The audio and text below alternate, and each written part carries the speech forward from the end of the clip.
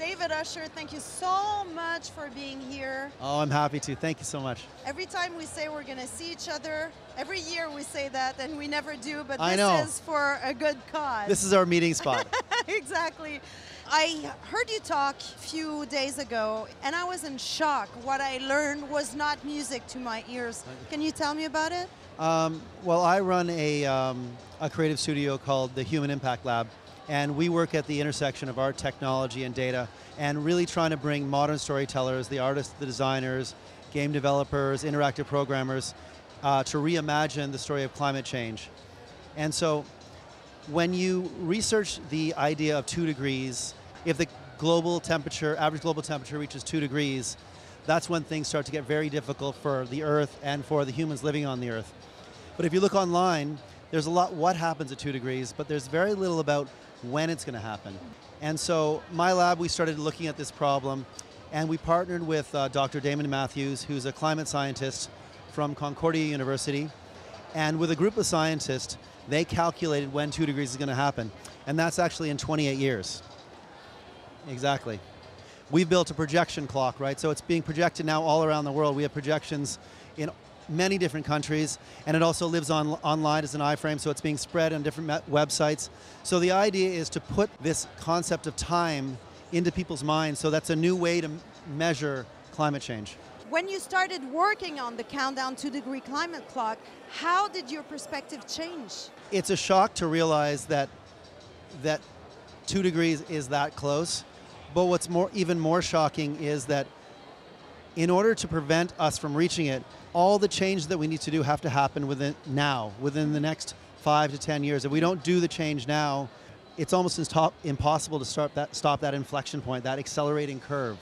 We don't measure our lives in temperature, we measure our lives in time, in years. Yeah. We know how old we'll be in 28 years, but especially, more importantly, we know how old our kids will be in 28 years.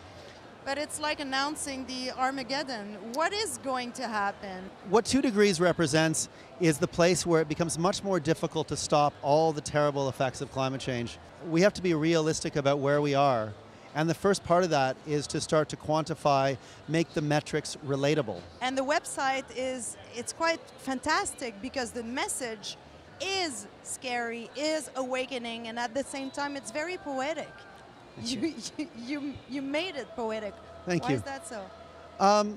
Because when you're making messages that you want people to understand and that will resonate, when you mix them, that's why my company, it's about mixing art, technology, and data.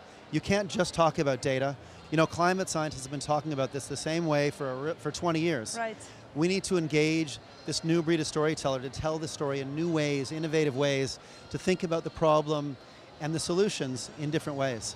You're a musician, you're also a writer, you wrote that amazing book about creativity, Let the Elephants Run. Is that your best work of art?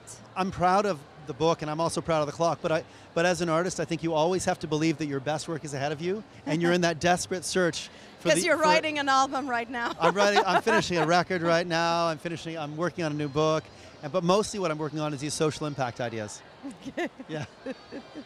So we're going to see you on tour. This is the weirdest question to ask to someone who's talking about the, not the end of the world, but it's not how I want it to be perceived. Yeah. But it's still a warning. Yes.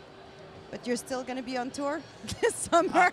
I'm working on this crazy record right now that takes, because we really do live in a world, especially in Quebec, of these 2 solitudes, right? So there's this amazing world of modern Quebec singers that the rest of Canada and the English-speaking world generally have not ever heard of. And so I'm partnering with artists like Alex Nevsky, but a whole bunch of different Quebec singers. Alex Nevsky, Monogrenade. Thank you for asking. And with their latest hits, and I'm doing their songs, but I've translated them into English. Okay. And I'm using their original tracks and singing their songs in English. So you don't want to sing Bye Bye? I'm singing Bye Bye as of today. But it's already an English part of it. Yeah, right. So you know those words. That's right. Thank you so much, Thank David you. Usher.